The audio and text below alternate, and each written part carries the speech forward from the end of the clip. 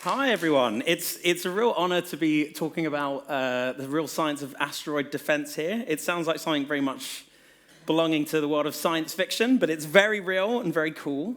Good to know everyone here is a fan of Earth and wants to save it. That's always good. Now, I'm a science journalist. I used to be a scientist. Love science, but I love telling stories more. And I think we're all storytellers, really, fundamentally. And I think, personally, this is the most entertaining story I've ever told, and it's how to stop killer space rocks from crashing into the planet and killing everyone. So I'm sure that's what everyone thinks of when it comes to planetary defense. And it's not without its faults. Planetary defense community, which is a thing, actually quite like Armageddon. And not just because it has a really good soundtrack, but because it actually promoted the idea of planetary defense as something that the public should think about. I often get asked, is Armageddon realistic? And, there's a few things in there that make me laugh a little. One of them is they discover the asteroid 18 days out from Earth, which is possible, that can happen. And someone says, how big is it? And they go, it's the size of Texas, Mr. President. That's hilariously big. Like, that's no need to be that big. No asteroid really is that big. And they only saw it 18 days out. That's embarrassing. But I think the bit that people often think about is the bit about the oil drillers being sent into space rather than astronauts being sent into space. And I wonder what the cast of the movie thought about that. And Ben Affleck, who plays one of the oil drillers there, he has a really funny DVD commentary he has where he's talking about each scene. And he said, I asked Michael Bay, not a very subtle director, why it was easier to train oil drillers to become astronauts than it was to train astronauts to become oil drillers.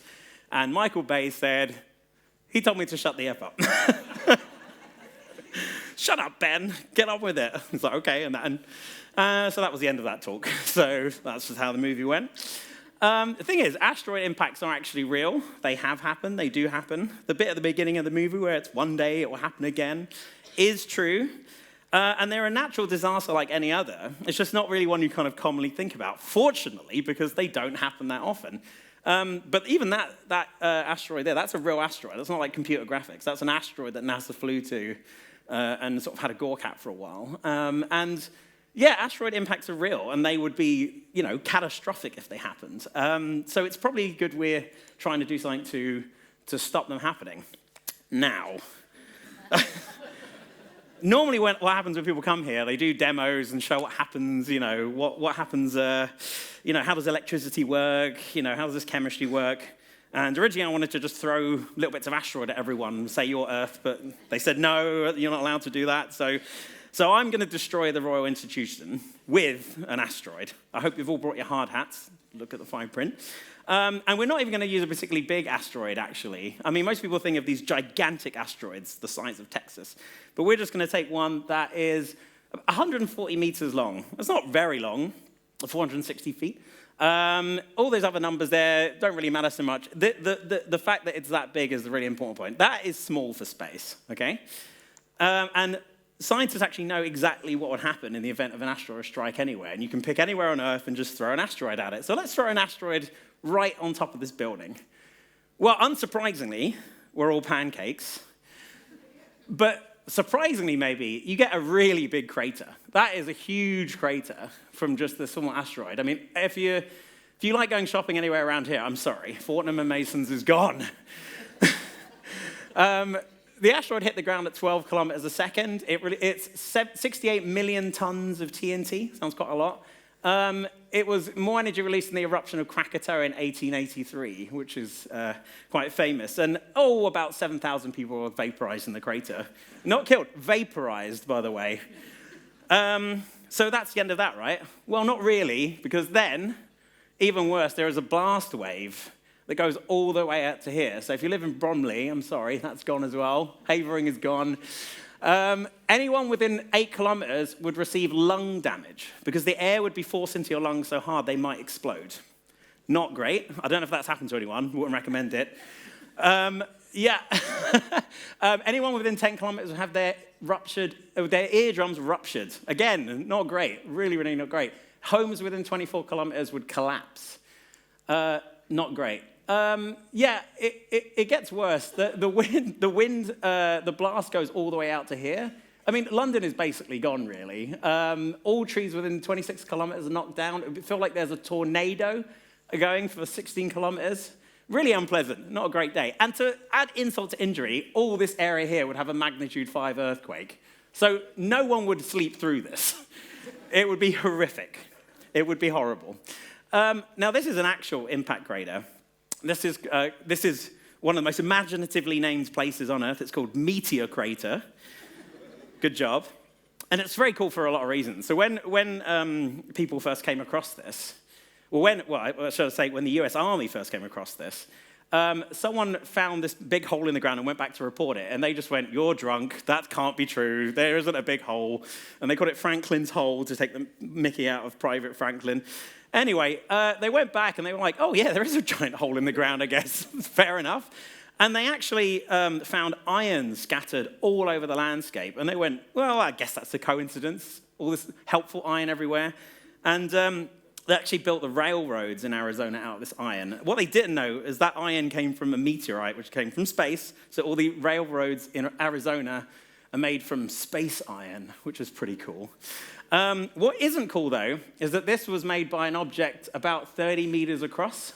If you're wondering how big that is, St. Paul's Cathedral, you can fit 2 inside the middle bit there, and you would still stand above it on the rim of this crater. These lines here, obviously the explosion knocked a lot of things out, but this ground used to be down here. So the impact was so energetic that it turned the ground to a fluid and flipped it upside down. Like, it didn't just flip it upside down, it turned it into a fluid and flipped it upside down. And when I was there, a scientist I was with was saying, "Yeah, it's really bad when the ground turns fluid and you're standing nearby." I was like, "Really?" Oh, sounds horrible. The way the guide was talking about it as well, he was just like, there's basically like a visitor center nearby, and he was like joking, like, "Good thing it missed our visitor center, ha ha ha." But if you were standing 8 kilometers away, you would die. So the tonal shifts were really, really weird. But it really kind of set in my head, like, these things are actually serious. Like, if something just a few tens of meters hits the Earth and you happen to be standing in the way, it would be terrible. I mean, if it hit a city, it would be the worst natural disaster that's ever happened. So I felt like it's good that people were doing something about this. And we've known about this for a little while, but something's kind of got buried by history. So this black and white photograph there, that's taken from the Royal Observatory in Greenwich, near where I live. And this white light in the sky is a bit weird because this was taken at night. I don't know about you, but night is not supposed to be day. That's just confusing. And all the astronomers, clever as they were, said, "Yep, that's not right. The sun's on the wrong side of the planet." It was an explosion of a meteor in Russia that caused the sky to glow in England. That is genuinely incredible. It would also scare the hell out of me. But they didn't know where it was, what was going on. This was before the First World War. The idea of giant explosions, on any epic scale caused by people was just unknown. So they just didn't really know what to do with it. All the way over in Siberia, in a very remote patch of forest, there were only some nomads there, and there were some trading outposts. There was a trading outpost like here. This spot here, sometime around 7 a.m. on June the 30th, 1908, the sky just exploded. Literally, within the snap of the fingers, a forest the size of Greater London disappeared. It didn't just, get set on fire. It didn't partially fall over. It disappeared. And there were some people in there when that happened. Amazingly, just 3 people died, but the people that survived described something incredible to eyewitnesses later. One of them was flung above the forest and went through a tree. Someone in this trading outpost there, and this is a long way away, this is tens of miles away, was sleeping on the porch. They were woken up by a big sort of cannon fire sound, and they were knocked back through their house and were concussed. No one really knew how to explain this at the time. In fact, for a while afterwards, in the decade, someone said, well, could be aliens, could be. They were kind of right. It was an extraterrestrial interloper, but it was a meteor. And amazingly, that meteor was just 40 meters long. Like, this really is not big. Like, it unleashed a 12 megaton explosion. The largest nuclear bomb ever detonated was 50. So basically, a very large nuclear bomb going off in the sky in 1908 really freaked a lot of people out. They had metal utensils in their tents that melted. Like, it's incredible that anyone survived. It's kind of a good thing it hit Russia there, though, because if it hit Russia an hour later, it would have hit Moscow, and the entire history of the world would be different. Who knows what would have happened? But yeah, it would have hit Moscow with the force of 1,000 sort of atomic bombs. It would have been horrific. So for a while, people really didn't know what to do about this. This kind of got buried by history. And then someone in the US Air Force, who I'm not sure should have been there because he just didn't fit the kind of vibe you would expect. He joined the US Air Force partly because he was really into Star Trek. He really loved Star Trek. Nothing against that. More of a Star Wars fan myself, but he really liked Star Trek. And in 1963, there was an episode where Kirk and Spock deflect an asteroid away from the planet using some sort of like anti-asteroid magic, basically, on the planet. And this guy in the Air Force, he was a major at the time, in the early 1990s. And the head of the Air Force said, look, 2020 is the future, okay? We're going to have hoverboards everywhere, self-tying laces. It would be amazing. But, we're going to be threatened by enemy nations, by enemy spies. The technology will be crazy. You will need to come up with ways in which we can defend America. And if you read this paper, I mean, they invited the screenwriter for Terminator 2, Arthur C. Clarke, to read it, But they were, like, oddly serious about stuff in a way. They were like, well, we do have to think about, warfare in space. We do need to think about things like cybersecurity, things that actually are a worry today. And then there was this one report that said, preparing for planetary defense. And this guy called Lyndon Johnson, our Star Trek guy, was like, it may sound science fiction, but if we wait long enough, an asteroid will crash into this planet, and it will kill loads of people. And it may not kill Americans, but it may kill people elsewhere. And you know what really, really stresses people out? A random explosion from space somewhere in the city. Doesn't matter where it is, people will get stressed out. So we should probably do something about it. It's in America's national interest. And the head of the Air Force said, what are you talking about? This is ridiculous. Can you focus on China or Russia or Soviet Union, Russia or something like that? So he got dismissed, and he was still in the Air Force, but everyone was like, why have you got a degree in astronomy for the Air Force? What a loser. He had the best I told you so moment ever, because a few months later, astronomers were looking at Jupiter, and in the space around Jupiter, they saw this string of pearls here. And they were like, it does look like a string of pearls. Actually, it was 3 astronomers that discovered it. They invited one over from France to have a look. But he had a nap in his car, and he's literally not listed on the discovery just because they were so annoyed he was having a nap in the car that they didn't put him on their paper, which is kind of petty, but kind of funny. And they found this sort of string of pearls. And they were like, well, it looks like 21 comets. It can't be 21 comets all in a line. And actually, it's one giant comet that's broken into pieces. And it's called Shoemaker-Levy 9, after the co-discoverers. And some people in Congress and the public were like, where's this comet going? It's probably important we know where it's going. And NASA thought, great, that's a good idea. We're going to plot this out. So they kind of did all the calculations. And they said with 100% certainty, it's going to hit Jupiter over and over and over again. And they thought, great, let's point all our telescopes and look at it. Now, any one of these hitting the planet, hitting Earth, would kill every single person on it. Any one of them. It hit 21 times, and it unleashed a force equivalent to 300 million atomic weapons. Now, Jupiter is quite a chunky planet. It could take the hit. It basically reacted as if nothing happened, which is good. And it's kind of good it absorbed the hit. But people who realized that could have been Earth thought, oh, maybe we should do something about this. Maybe we should listen to the guy who loves Star Trek. Maybe we should give him some money to, at the very least, track these things. And he said, so we're going to track them and do something about them, right? And they said, you can just track them. You can just track them. We'll deal with the other bit later. So at least NASA got some funding to kind of track these things. Now, you may laugh when I bring these movies up, but the people in the planetary defense community love these movies for one very good reason. US lawmakers watched those movies and went, I'm sorry, what could happen? Are you telling me that we might need to send Bruce Willis into space? And they're like, not quite. But yes, asteroids and comets could crash into the planet and kill everybody.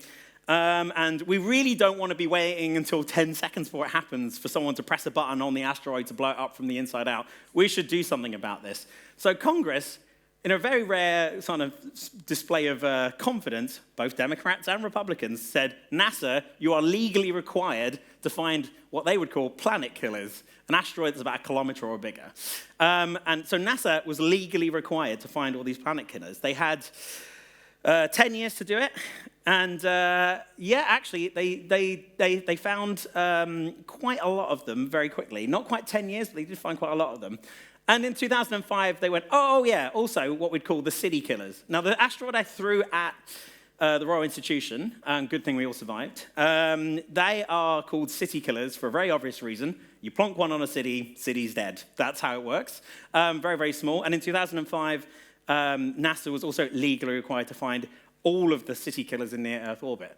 Now, finding planet killers is easy for one good reason. They're huge. They are so big that they reflect so much sunlight that you can easily see them. So NASA found almost all of them. And that's the bit that, when someone told me, weirded me out a little bit. Because I said, I'm sorry, NASA's found how many of them? Almost all of the planet killers. How many are there, do you think? And they were like, we think there's about 950 in near-Earth orbit. I'm like, how many have you found? About 900. Like, almost all of them. Like, what about the other 50? Well, we'll find them eventually. So there's 50 planet killers sort of just lingering somewhere, like NASA forgot to kind of find them. They will find them. They are very easy to spot, but it does unnerve me a bit when they very happily said almost all of the planet killers have been found. Finding city killers, though, a bit more problematic. They are small and sneaky. It wasn't a city killer, but we did get a preview of what might happen should a city killer fall over a city. Now, this was 2013. This is over a city called Chelyabinsk in Russia. Meteors don't hate Russia, by the way. Russia is just big. And this is the dash cam footage of someone on a car, and they see that coming towards them. Yeah, that's the correct reaction. Now, that looks pretty cool, right? Like, from afar, there's no sound. That light there was the asteroid getting so pressured by the atmosphere that it exploded. So this asteroid was 18 meters across. And from this distance, you think, it's like a really cool shooting star. Well, everyone in Chelyabinsk thought World War III just begun. And they really did think that. The military were on high alert. They were, like, checking for American nuclear missiles being launched. There was a genuine panic in the city and in the Russian government. And for people actually in the city, it was not fun, because that explosion in the air released the force of a small atomic weapon. It blew in doors, it blew in windows. People were knocked off their feet. 25 people got sunburnt from the light of that meteor. That's ridiculous. Not a single person was killed. It was very lucky because it came in at an angle like this. If it came in straight down, people in that city would have died. So it was very, very lucky. 1,600 people had glass shotgunned into them. Not great. And maybe my favorite bit of the medical report afterwards, it reported that 32,000 people felt a bit stressed afterwards. A bit stressed. So I remember when this happened. I remember it making the news and being like, whoa, hold on. Why did we not see that coming? And because it came from the day side sky. It came from the direction of the sun. And that day, NASA were pointing their telescopes on the other side of the Earth and looking for another asteroid. And we're like, we've got you. And this asteroid came out of nowhere and ambushed them. And this was the point they thought, okay. And the US government said, you know what? You need to set up the Planetary Defense Coordination Office. This is the anti-Armageddon office, okay? And they've got a cool logo here. It's a pretty cool logo. And they've got this saying in Latin, because it sounds very dramatic in Latin, doesn't it? Hic salvare diem. It means we're here to save the day, which is, which is, that is what it says. But something about Latin does make it sound more serious, doesn't it? By the way, NASA HQ is not. NASA HQ in Washington D.C. is quite a cool place to visit. But my favorite bit was that as I was walking in, someone ran up to the HQ, stuck a sticker on the wall, and ran off. And I looked at this sticker, and it said, "Pluto is still a planet." So people are still really bitter about that. And it wasn't even NASA's fault. They didn't just fire Pluto, but anyway. Now, America being a spacefaring nation extraordinaire, it's kind of important to know what they think about planetary defense. Like, hey, America, do you want to stop asteroids killing everybody? And people have done surveys of this. Pew Research have done surveys of this. And actually, when they ask Americans' top priority, 60% of people say monitor asteroids, other objects that could hit the Earth, will be the top priority. 30% say it should be important, but a little lower. So that's really good. People don't care about Mars whatsoever. Don't care about Mars. 11 people are like, yeah, Mars. But 60% of people are like, yeah, we need to live here first before we get to Mars. There's something about the survey that really makes me laugh, though. A positive note, Democrats and Republicans, again, both support this. For the monitor asteroids and other objects that hit the Earth, 60% said NASA should make it their top priority. 30% said an important priority. 9% said don't make it a priority. Who are these people who are told an asteroid could hit you and kill you, and they went, nah, I'm good, don't worry about it. Give it to someone else. The police can do it or something, I don't know. Surveys of the American public are really funny, by the way, because they normally make you feel really optimistic. There was a survey a while ago that said, what should the FBI be doing? And 9% said clowns. And they said, what do you mean by clowns? And it said, there's too many clowns, just the FBI should deal with it. It's one of my favorite stats ever. So anyway, I'm not going to talk about comets too much. Comets are very beautiful, obviously, and they are important for planetary defense. Comets hitting the Earth would be really bad. There's a couple of reasons I'm not talking about them. One is that I'll give you the bad news first. If a comet was heading towards Earth, they are so big and so fast, there's absolutely nothing we could do. So comets, so I remember asking my publishers, and they were talking to me about the book, and they're saying, why isn't it called How to Kill an Asteroid and a Comet? I'm like, oh, because the comets would kill us. There's nothing we can do about those. But the good news is comets linger at the edge of the solar system. They are really far away from Earth. They light up when they come towards us. There's no comet we know of that's like on a dangerous trajectory. So they basically leave us alone, pretty much. Like on a human time scale, not a concern. Asteroids, though, not so much. So most asteroids are friendly. They are time capsules to the beginning of the universe. They have brought water to Earth in the past. They brought the building blocks of life to Earth. They're very, very nice, really, actually. And they killed the dinosaurs, which I know sounds a bit sad, but if they didn't, you would not have got into this building because a T-Rex would have eaten you. So it's really good that an asteroid wiped out the dinosaurs. My favorite thing about that is that the asteroid that killed the dinosaurs was 10 kilometers long, and it hit the planet, and it created a tsunami of matter, not just water, but land that went into space. And they have actually done modeling work of this, and it turns out that some bits of the Earth ruined by the dinosaur-killing meteor would have ended up on the moon, so that there are actually pulverized bits of dinosaur on the moon, which is just, that's insulting to the dinosaurs a little bit, isn't it? Bit overkill. But yeah, some of the asteroids are villains. Not these ones here. These are in the asteroid belt. They just chill out. They hang out between Mars and Jupiter. They don't bother anyone. But if an asteroid hits another asteroid, or Jupiter's gravity pulls one out, or the sun's light nudges it out of place, then it can become a near-Earth asteroid, and that is a problem. So here's the hazard by the numbers. A lot of numbers over here. Here's that wonderful city killer one again. Planet killer one. We found 95% of them, and it's like, oh, just so close for me to be calm, like so close. But these are the ones that NASA worries about. These are 140 meter size. It sounds a bit arbitrary, but 140 meters, if it hits a city, is guaranteed to destroy that city, hence the name city killers. And this is the fun bit, 1 per 20,000 years. So there's one of these every 20,000 years. That doesn't mean if one happens, we wait 20,000 years and there's another. It's not like dangerous buses or something. It just statistically means that, but we don't really know. That's just a guess. The bit that I'm a bit unnerved about is there are 25,000 of them in near-Earth orbit, and NASA have found 40% of them. Now, that is a little unnerving. If you ever need to get out of a social occasion, just say you're a bit anxious, and when you say why, say because NASA haven't found 60% of the city killers, and it might be this city.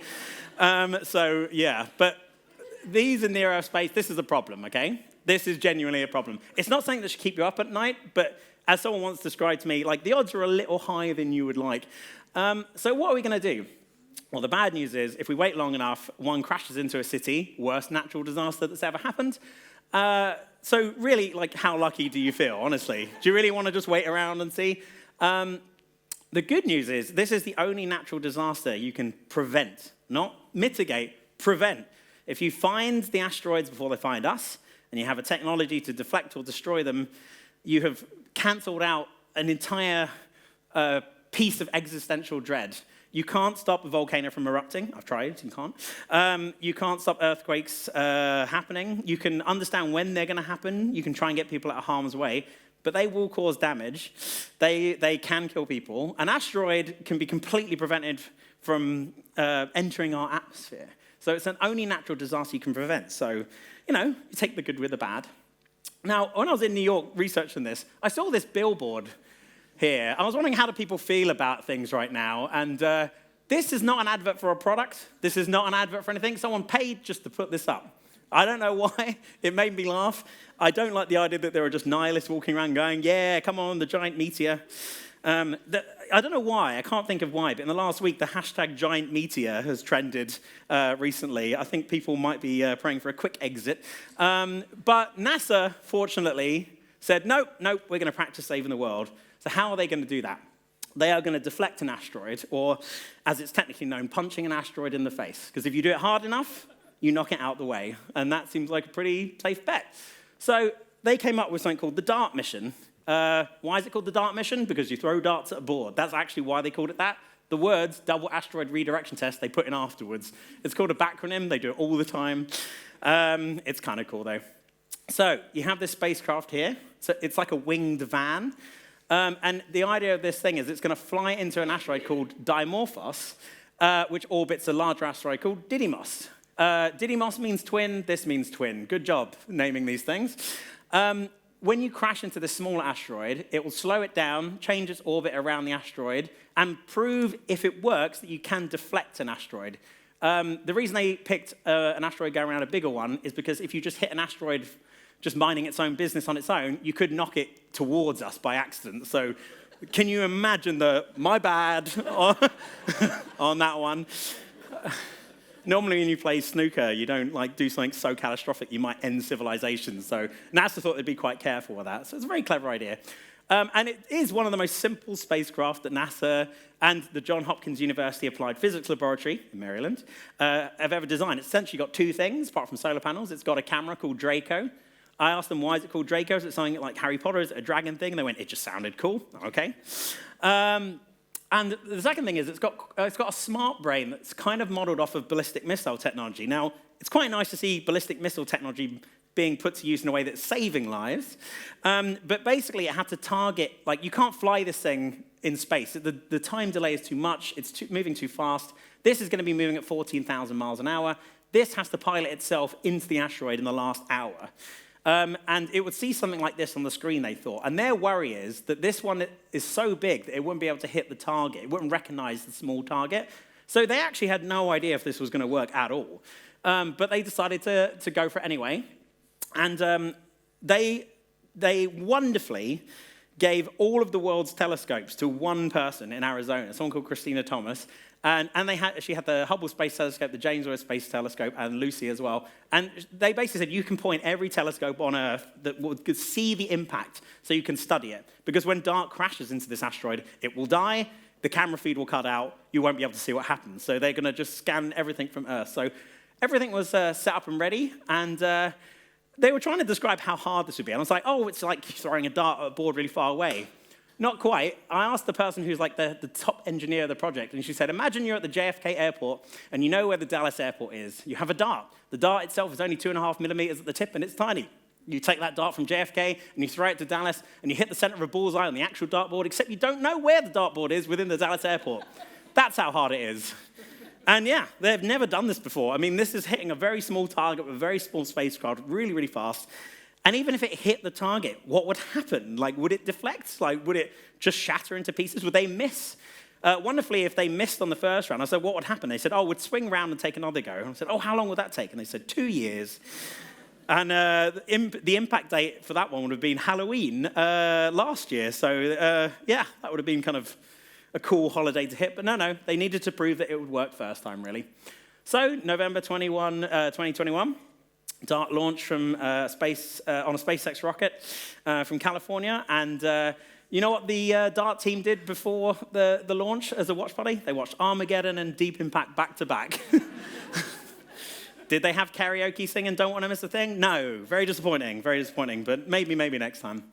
So I thought, well, this sounds dramatic. I will write a book about this. I called it How to Kill an Asteroid because I wanted it to be put in the self-help section, just confuse people looking for advice on their careers or something. The European Space Agency got a bit jealous, and they went, well, why can't we take part in this? They were actually supposed to send a mission out first, but Germany pulled the funding for it for some reason, so now they're sending it afterwards. But Italy went, enough, enough. And they said, can we put a toaster inside the DART machine? And they said, I'm sorry, what? And they said, it's like a toaster, but it's clever because it's like a paparazzi. It's got a camera. And they went, oh, it's like a, they're sending along a little scout with it. And NASA agreed. So this like toaster with a camera on it would eject from DART before the impact, and it would take pictures of the impact and try and see what happens. So that was really cool.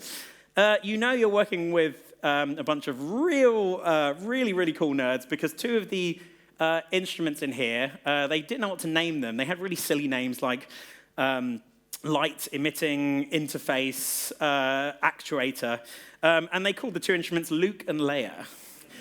So, that's pretty cool, I think. That's pretty cool.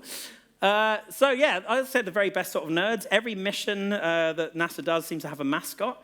They've sent a mission to the sun called the Parker Solar Probe. And I was like, what's the mascot for that? And they said, a llama. And I was like, why a llama? And they said, we can't remember. It's just someone suggested it, and now there's llamas everywhere.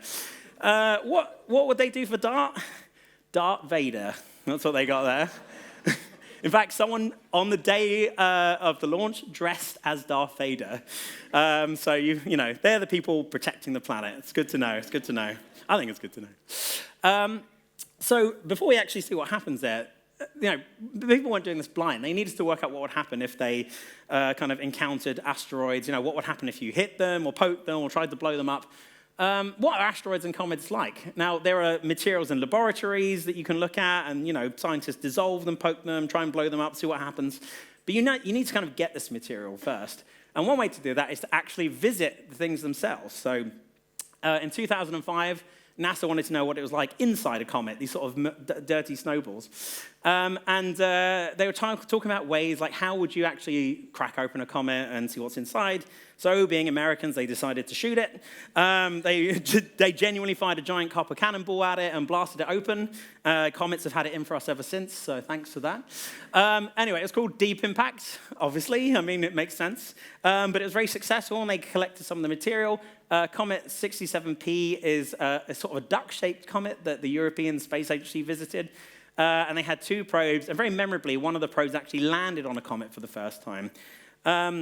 But it did something really weird. When it landed on the comet, you'd think, being a big giant thing, it would just sort of go dunk and land. But it actually reported 3 touchdown signals, which meant it bounced 3 times. And the surface of the comet appeared to be something like a trampoline. Now, that's not what anyone expected, but they sort of thought about that for a while. In 2019, the Japanese Space Agency visited Ryugu, which is named after a dragon king, very cool. And NASA visited Bennu, 2 asteroids with an OSIRIS-REx mission.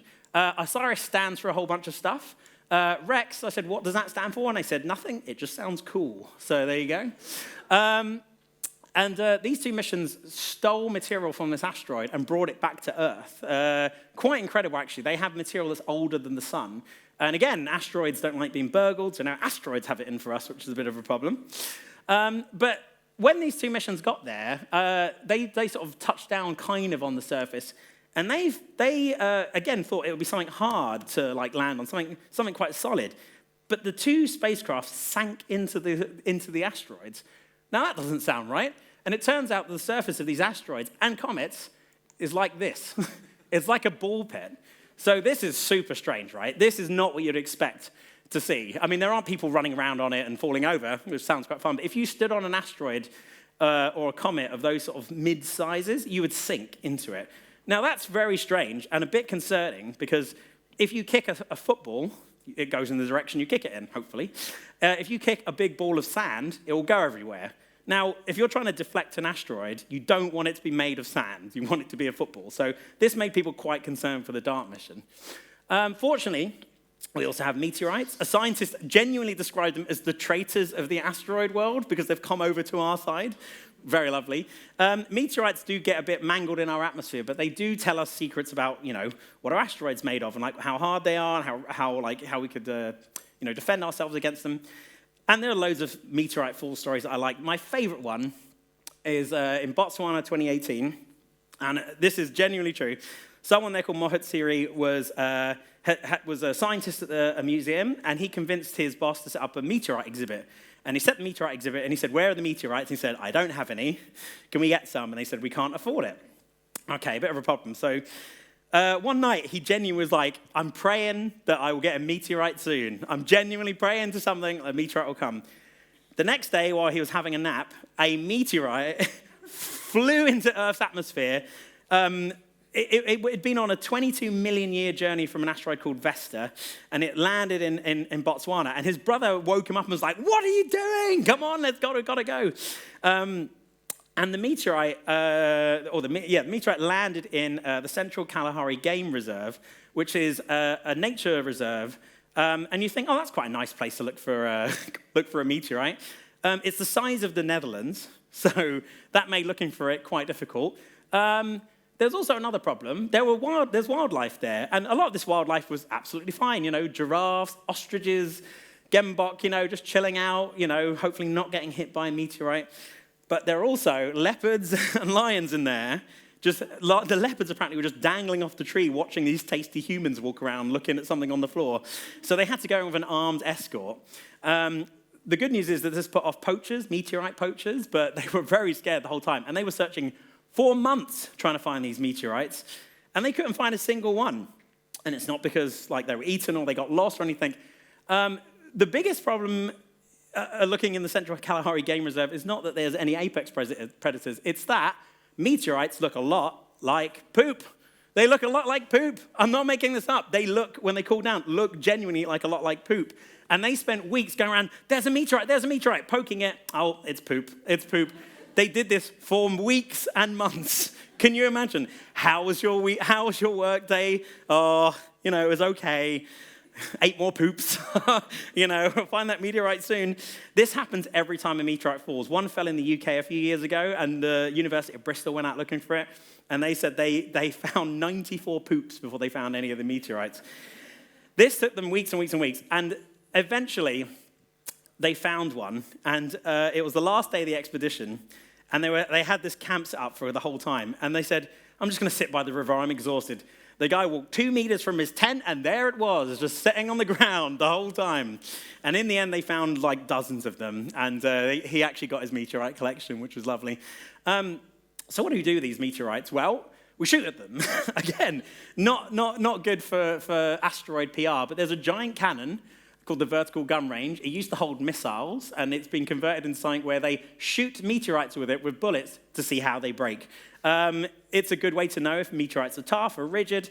The best experiment they've ever done in here, I asked him, "What's the best experiment you've ever done?" He said, "I shot at candy floss." I was like, "Why?" And he's like, I just fancy doing it. And I was like, "Well, what happened?" He said, "It exploded and everything caught on fire. So I was not allowed to do that again." Anyway, serious scientists, right? Asteroids fly by us all the time, and that's normal. It's good to know that. An important tenet of planetary defense is making sure we can see them coming. NASA are very good at this, but the tabloids handle it in a different way. Because it happens so often, they can't really make it scary every time. So they kind of go on a different route. And recently, my favorite headline ever come up, in the Daily Mail, asteroid half the size of a giraffe strikes Earth off the coast of Iceland just 2 hours after it was discovered by astronomers. Why they've capitalized that and not half the size of a giraffe is super confusing to me. Can you imagine the meeting? We need to make this relatable. People don't understand what a meter is. I'm sure they do. No. It's a giraffe, but half the size of a giraffe. Apparently, the biggest complaint people got from this was they said, half or, yeah. And the signs are obviously that way. And this this started off a trend in the Jerusalem Post. 2 asteroids the size of 100 pugs to pass Earth Tuesday. NASA did not say this. Absolutely did not go on the news and say it's very serious. Both asteroids are around 36 meters in diameter, meaning 100 pugs, but it won't hit us. Pugs are more likely to. And it just kept going on. The person writing this obviously had a mental breakdown. Assuming those pugs were stacked on top of each other, paws, shoulders, forming some sort of adorable, wheezing, leaning tower of pugness. Amazing. News you can use. I love this. This means that the asteroid is around 1,945 times faster than the running speed of what may very well be one of the fastest pugs in history. Cool. Very serious stuff. Anyway, NASA and Europe are very, very good at spotting these asteroids before they head our way, so that's always good to know. Satellites occasionally get in the way. They leave these streaks on these images, and that's very irritating. So NASA have come up with an expensive solution. They're going to launch their observatory into space. This is something called NEO-Surveyor, and it's not going to look in visible light, because the problem with visible light is a small reflective asteroid looks the same to us as a large sort of charcoal-like asteroid, and you really need to know how big an asteroid is. In infrared, you just look at its heat signature. It's exactly proportional to its size. So very helpful, and that's launching in the next few years, and it will find about 90%, not all of them, of those city killers just within a few years. So actually, it is incredible that that's launching, finally. And obviously, everyone's here wondering about the nuke thing. I started doing research just years ago and thought, the nuke thing is silly, right? The nuke thing's silly. And NASA like, yes, very, very silly. Very, very silly. Can you just come over here and talk away from the things? We might need to use it in an emergency. And I was like, what? I'm sorry? And they said, it's a really big explosion. We have uses for really big explosions. So it turns out that nuking asteroids is something you can actually do. Now, no one is going to test a nuke in, well, okay, it's 2025. I'm not sure which American president might fancy launching a nuke into space just to see what happens, but it's defending against asteroids with nukes doesn't work the way you think. There isn't a big, pressure wave in space. There's no air. So actually, it's the X-rays that do it. Now, these X-rays that you sometimes get when you go to the dentist or if your leg falls out or something like that, they radiate things and get them really hot and they break apart. Now, if you blow up a nuke next to an asteroid, it radiates one side of it. The side gets really, really hot, it breaks apart, and it flies off, and it acts like a rocket booster, pushing the asteroid out of the way. It's a lot more powerful than a DART-like mission. There are obviously some downsides to it. Deflection would be great with that, but you need to know if you're going to do it exactly right. If you do it wrong, you might accidentally disrupt it. Now, disrupt is just a fancy scientific word for we broke it into a million pieces. My bad. You want to vaporize it if you're going to do that, because you know what's worse than a radioactive asteroid? A million radioactive asteroids. Not great. And it will kind of look a bit like that. This is nothing to do with nuking or anything, but all those particles, imagine Earth had to deal with not one, but all of these coming at it. It wouldn't be good. So the nuking thing isn't like a silver bullet, but it's something that people are looking into. When are we getting space nukes? Probably not for a while. The world decided in 1967 that it's illegal. This guy is Edward Teller. He helped invent the hydrogen bomb, like the atom bomb, but worse. And he before he died, he brought a scientist I really like into his office. And he was like, Edward Teller's calling me for a meeting. What's he going to say? And he just sat him down and said out of nowhere, how do you feel about nuking asteroids? And he was like, mixed bag, mixed bag. I think we should try it. He died before he got a chance to kind of do that, but you never know. They might test nukes in space one day. Until then, they use supercomputer simulation to work out what happened. And you think, yep, nuke asteroid done, easy peasy, but actually it's not that straightforward. This is an asteroid that's about 4 kilometers long, and they simulated nuking it. And you think, yes, we blew it apart, great. Oh no, what's it doing? Oh my goodness, it's reassembling itself like the T-1000. Oh my goodness. Not good at all. You really don't want that to happen. So over a certain size, even nukes are a bit of a problem. So it might help to just gently push them out of the way. Otherwise, they use giant physics machines to work out what would happen. They put bits of meteorites in there and they zap them with X-rays to see if they get deflected. You would think they'd name these things very like sciencey sounding, like the hyper compression, contraption or something like that. There are 2 machines that test this out in America. One is called the Z machine, which sounds very ominous, and the other one is called the Omega laser. Supervillains unite, Anyway, if you have the time and if you can plan it out, if you've got about 10 years to go, the best thing to do is get a spacecraft, ram it into it, and punch it in the face, which is what DART was going to do. So September the 26th, 2022, DART was due to die. Poor DART. It's the only space mission that NASA wanted to die They said if it was living after that date, we've messed up. They want their rovers on Mars to live as long as possible. They want their spacecraft around Jupiter to live as long as possible. DART had to die. It had to smash into this asteroid and die. So that was the plan. They hoped that they could hit it and shrink its orbit, and they had a target of 73 seconds. That meant they had to hit this asteroid and shrink its orbit around the larger one by just 73 seconds. I have no idea why they picked 73, not 75 or 70 or whatever. 73 seconds. That's all they needed to do. If they didn't deflect it by that much, it meant that we can't deflect asteroids with spacecraft, and that would be a bit of a bummer. So I could tell you what happened, but I will show you what happens instead. Because remember, DART had a camera on the front of it. I got to go behind mission control, behind the scenes, and see what happens. And we watched in real time the last 20 seconds of this spacecraft's life. Now that's Didymos, the big one. Everyone was worried that it would automatically pilot itself into this asteroid. This is the target it needed to hit. And really, up until the last minute, no one knew what would happen. It could go right past, it could clip it. No one really knew. When we're standing in this auditorium, kind of like this, really, really big, scientists were really excited at first, and they went really quiet. I saw someone crush a coffee cup and spill coffee all over them. People were really nervous. And there was a countdown, like 5, 4, 3, 2, and then the signal cut out, literally at the last second. This is the last thing it saw, and the signal cut out. And they went, what happened? Did it work? Did it work? And just before I tell you, it took me immediately back to when I saw Hale-Bopp comet as a kid. And the first time you see a comet, you think, wow, that's amazing. That's really amazing.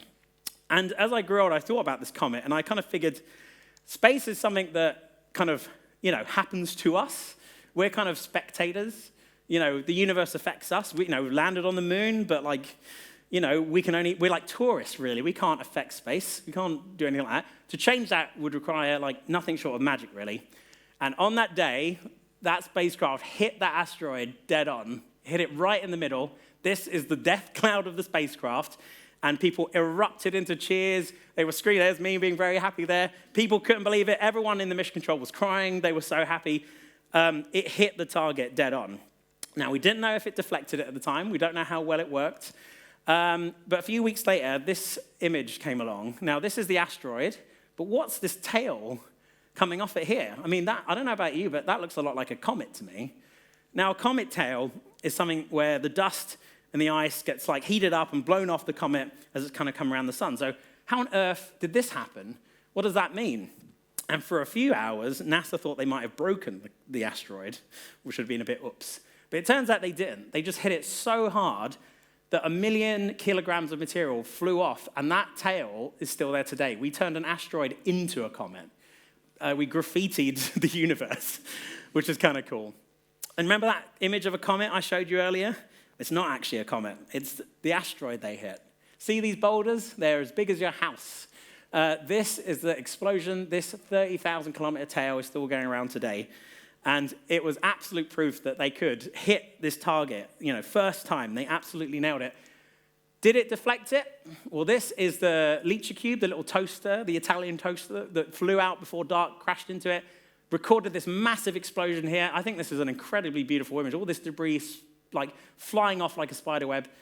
Now, they measured the orbit of the asteroid around the bigger one. And remember, it needed to shrink by 73 seconds.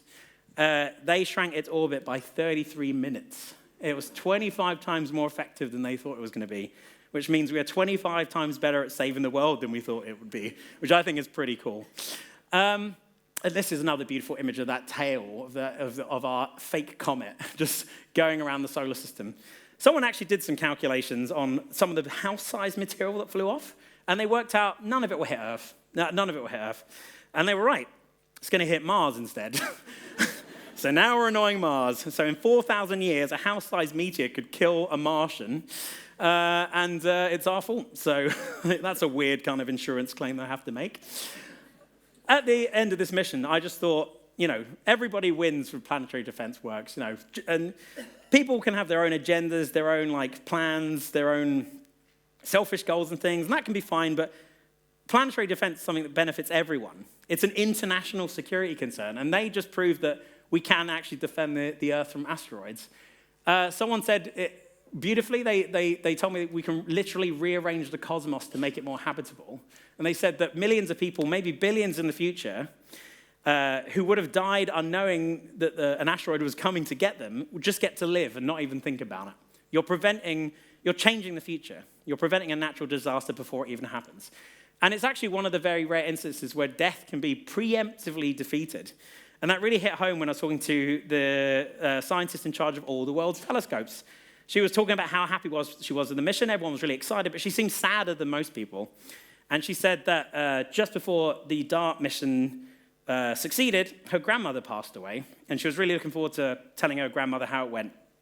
And she was really sad about that. And the incredible thing is, no one at NASA knew this happened because she did her job so well that no one had realized that she was kind of suffering behind the scenes. And she said, she was basically saying to me, it's sad that happens. There's no good time for anything. There's nothing you can do about a lot of things like that. But her 2 kids, will be protected long into the future. And I think that's what planetary defense is all about. It's giving to a future that you'll never know. And I think it's one of the most noble pursuits in science, personally.